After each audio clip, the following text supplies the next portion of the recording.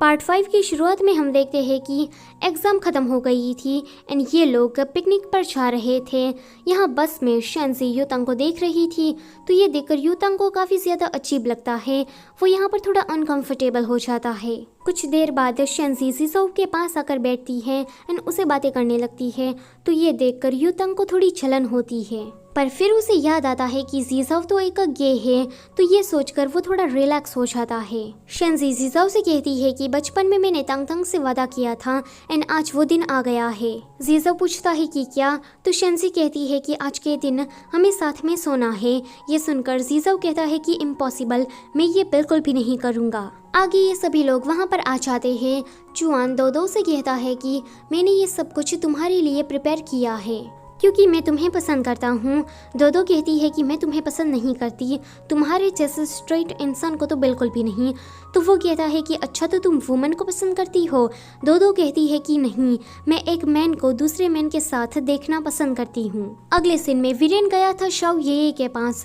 यहाँ पर वो उसे पटाने की ट्राई कर रहा था, पर शाओ ये तो बहुत ही ज्यादा सख्त है। शेंजी जीजाओ के पास आकर कहती है कि तुमने क्या उस बारे में कुछ सोचा। वो कहता है कि बिल्कुल भी नहीं, मैं ये बिल्कुल नहीं करने वाला। अगले सीन में वीरेन और चुआन किसी लिक्विड को लेकर कह रहे थे कि इसको ड्रिंक करने के बाद हम बहुत सारे मजे कर सकते हैं। फिर चुआन चन्हान के पास जाता है क्योंकि दो तो उससे पटने से रही। चुआन ने जो भी दो से कहा था वो बिल्कुल चन्हान से कह रहा था कि ये सब कुछ मैं तुम्हारे लिए लाया हूँ क्योंकि मैं तुम्हें पसंद करता हूँ। ये सुनकर चन्हान खुश, वो सोचती है कि मैं अपनी वर्जिनिटी को यहाँ पर गंवाने वाली हूँ। भगवान, आखिर में आपने मेरी सुन ही ली। वो चुआन को कोट करने की ट्राई करती है, पर तभी ही वहाँ पर शव यही आ जाती है। वो कहती है कि चुआन, तुम यहाँ क्या कर रहे हो। तो चन्हान कहती है कि हाँ चुआन, तुम यहाँ कर क्या रहे हो। चुआन सोचता है कि ये तो डबल ढोल की है, एकदम से बदल गई। शेंजी यूतांग के साथ बैठी थी। यूतांग उसे कहता है कि शेंजी को मैं डिजर्व नहीं करता। शेंजी कहती है कि देखो, तुम ऐसा मत सोचो, शेंजी तुम्हें काफ़ी ज़्यादा पसंद करती है। यूतांग कहता है कि तो क्या हुआ, मैं उसके काबिल नहीं हूँ, तो मैं उसके साथ नहीं रह सकता। शेंजी कहती है कि फिर तुम क्या उस बार टेंडर चौशी के साथ रहना चाहती हो। यूतांग कहता है कि वो सिर्फ मेरी एक दोस्त है, पर जब भी मैं उसके साथ होता हूँ तो मुझे रिलैक्स महसूस होता है, मानो जैसे मेरा सारा स्ट्रेस एक ही सेकंड में गायब हो गया हो। ये सुनकर शेंजी को बिल्कुल भी अच्छा नहीं लगता। आगे यूतांग चला जाता है बाहर क्योंकि वो चौशी को कांटेक्ट नहीं कर पा रहा था। तभी ही वहाँ पर चौशी आ जाती है। यूतांग कहता है कि चौशी, तुम यहाँ पर कैसे। आगे यूतांग चौशी को लेकर इनके पास आता है। ये लोग कहते हैं कि क्यों ना हम यहाँ पर कोई गेम खेले।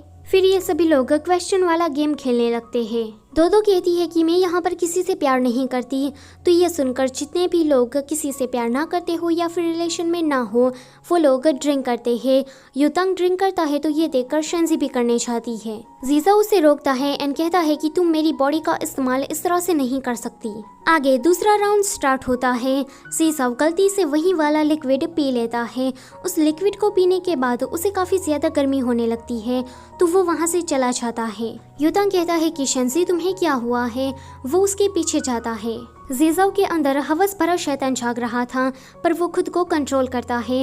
वो कहता है कि मुझे यहाँ पर किसी के भी साथ नहीं रहना है, पर तभी ही वहाँ पर यूतांग आ जाता है। वो उसे दूर होने की ट्राई करता है, पर बार बार वो उसके करीब जा रहा था। वो उसे टच करते हुए कहता है कि तुम तो काफ़ी ज़्यादा सॉफ्ट हो। शेंजी उन दोनों को देखकर सोचती है कि आज तो वो मेरा वादा पूरा हो ही जाएगा। यहाँ कमरे के अंदर जीजाओ उसे किस करने की ट्राई कर रहा था, पर अचानक से ही वो उसे माथा मारकर बेहोश कर देता है। शेंजी वहाँ आकर कहती है कि तुमने इसके साथ क्या किया।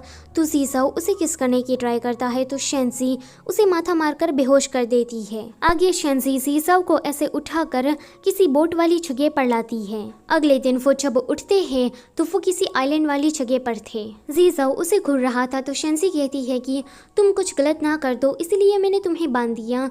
तो वो कहता है कि जल्दी से मुझे छोड़ो। वो कहती है कि ठीक है। फिर वो देखती है कि बोट तो यहाँ से गायब हो गई है। वो कहती है कि बोट को मैंने यहीं पर ही पार्क किया था, पर अचानक से ही वो गायब हो गई। अब हम क्या करें। जीजाओ अपने फ़ोन को देख रहा था, पर फ़ोन की बैटरी जा चुकी थी। जीजाओ कहता है कि अब तो हम यहाँ पर फंस गए हैं, पर चिंता मत करो, 2 दिन तो हम यहाँ पर जिंदा रह ही सकते हैं। 2 दिन के अंदर कोई ना कोई हमें ढूंढता हुआ यहाँ पर आ ही जाएगा। दूसरी तरफ यहाँ चेनहान और चुआन दोनों ही कुछ इस हालत में उठते हैं। चेनहान अपने आप को इस हालत में देखकर वहाँ से भाग जाती है। जब वो दरवाज़ा खोलने जाती है तो ये तीनों सामने खड़े थे। ये तीनों ही उन लोगों की इस तरह से फ़ोटो खींच लेते हैं। तभी ही चेनहान का ब्लैंकेट नीचे गिर जाता है। वीरेन कहता है कि चुआन तुम्हारी चॉइस तो काफ़ी ज़्यादा अच्छी है। बेचारी का फिर से पोपट हो गया था तो चेनहान वहाँ से चिल्लाती हुई भाग जाती है। युतांग कहता है कि शेंजी कहाँ पर है तो वीरेन कहता है कि पता नहीं, कल रात से मैंने उसे नहीं देखा है। यहाँ पर ये दोनों इंतज़ार कर रहे थे तभी ही बटलर आकर उन लोगों को ले जाता है। बटलर कहता है कि एक इमरजेंसी आ गई है, इसलिए मास्टर मुझे इतनी जल्दी आना पड़ा। शेंजी तो बटलर से काफ़ी ज़्यादा अच्छी तरीके से बात कर रही थी। बटलर उसे कहता है कि आपके फादर आज आ रहे हैं। ये सुनकर जीसव काफ़ी ज़्यादा डर जाता है। शेंजी को तो कुछ भी समझ में नहीं आता कि ये अपने फादर से इतना ज़्यादा डर क्यों रहा है। जब वो लोग जीसव के घर पर पहुंचते हैं तो शेंजी उसके फादर को देखकर कहती है कि ये तो कितने ज़्यादा हैंडसम है, पर जीसव वो तो डर के मारे शेंजी के ऊपर चढ़ जाता है। दूसरी तरफ युतांग शेंजी को ढूंढ रहा था। उसे शेंजी की काफ़ी ज़्यादा फिक्र हो रही थी तो ये देखकर चौशी उसके गले लग जाती है। युतांग कहता है कि चौशी ऐसा मत करो, हम सिर्फ दोस्त हैं, उसके अलावा और कुछ नहीं।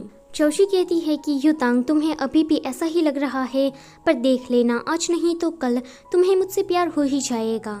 नेक्स्ट सीन में ये लोग लंच कर रहे थे। जीसव के जो डैड थे वो काफ़ी ज़्यादा स्ट्रिक्ट थे।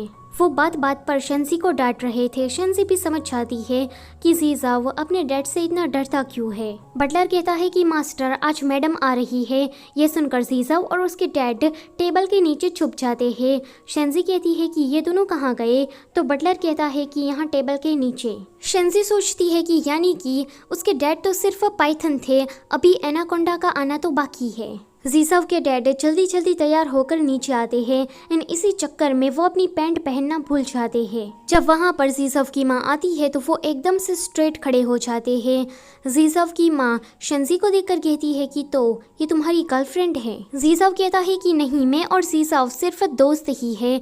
तो उसकी माँ कहती है कि तुम गर्ल हो और उसकी फ्रेंड हो तो इस हिसाब से तुम उसकी गर्लफ्रेंड हुई। ये सुनकर जीसव आगे कुछ भी नहीं बोल पाता।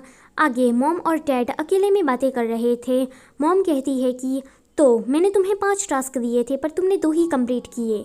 तो जीसव के डैड कहते हैं कि प्लीज़ मुझे माफ़ कर दो एंड मुझे थोड़ा और टाइम दे दो, मैं पूरा कर दूंगा। तो उसकी माँ कहती है कि ज़रूरत नहीं है, मुझे तुमसे अब डाइवोर्स चाहिए। ये दोनों उन दोनों की बातों को दूर से सुन रहे थे। अचानक से ही ये लोग अंदर आ जाते हैं। जीसव की माँ उसके डैड से कहती है कि तुम डाइवोर्स के लिए रेडी रहना। जीसव को तो कुछ भी समझ में नहीं आ रहा था कि वो अपने मॉम डैड की सुलह कैसे कराए, पर शेंजी उसके मन में एक आइडिया आता है। वो अपने फ्रेंड्स को मैसेज करके कहती है कि प्लान ए के मुताबिक सब कुछ होना चाहिए। आगे ये सभी लोग जीसव के घर पर आ जाते हैं। ये लोग जीसव के डैड को किडनैप कर लेते हैं। अगले दिन डाइवोर्स की सेरेमनी चल रही थी।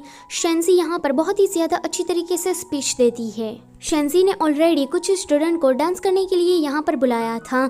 अब जीसव के डैड आते हैं एंड उसकी माँ के पास जाते हैं। इतना सारा अच्छा माहौल देखकर जीसव की माँ का दिल पिघलता है एंड वो डैड को एक चांस देने के लिए रेडी हो जाती है। सो गाइस, आज का चैप्टर होता है यहीं पर ही ख़त्म। वीडियो अगर अच्छी लगी है तो उसे लाइक करो और चैनल पर पहली बार आए हो तो उसे सब्सक्राइब करते जाओ। Thank you for watching.